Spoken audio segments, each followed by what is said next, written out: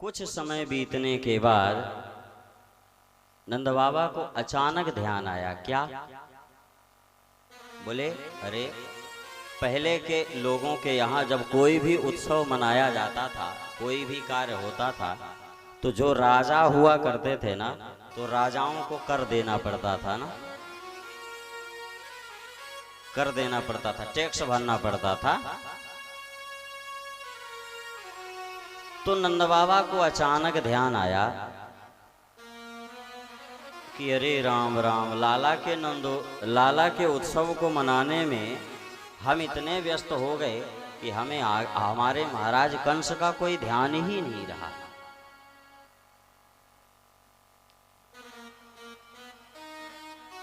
और यह याद करके नंद बाबा अपने गोकुल की रक्षा का कार्यभार दूसरे गोप ग्वालों पर सौंप करके कंस का कर देने के लिए मथुरा की ओर चल पड़े।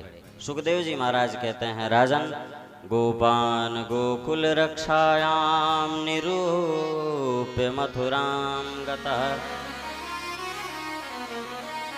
नंदः कंसस्य वार्षिक्यम् करम दातुम कुरुद्वः। कहते हैं नंद बाबा गोकुल की रक्षा का कार्यभार सब का सब दूसरे गोप ग्वाल वालों को सौंप दिए और कुछ सखाओं को साथ में लेकर के मथुरा गए। मथुरा में महाराज कंस का कर दिया। कंस का कर देने के बाद नंद बाबा को ध्यान आया कि अरे हमारे भाई यहाँ वसुदेव जी हैं, वसुदेव जी से चल करके मिल लिया जाए। वैसे भी विधाता ने उनके ऊपर इतनी बड़ी विपत्ति फेंकी है कि उनके 6 पुत्रों को इस दुष्ट कंस ने मार दिया है। तो नंद बाबा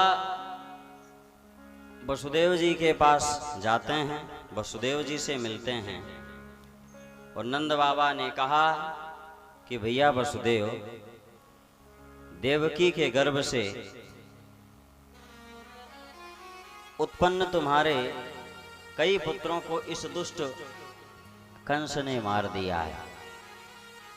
हमें इस बात का बड़ा कष्ट है, बड़ा दुख है, ये बड़ा ही आतताई है। इसको उन निर्दोष बालकों पर तनिक भी दया नहीं आई, थोड़ी भी दया नहीं आई, इसने थोड़ा भी विचार नहीं किया।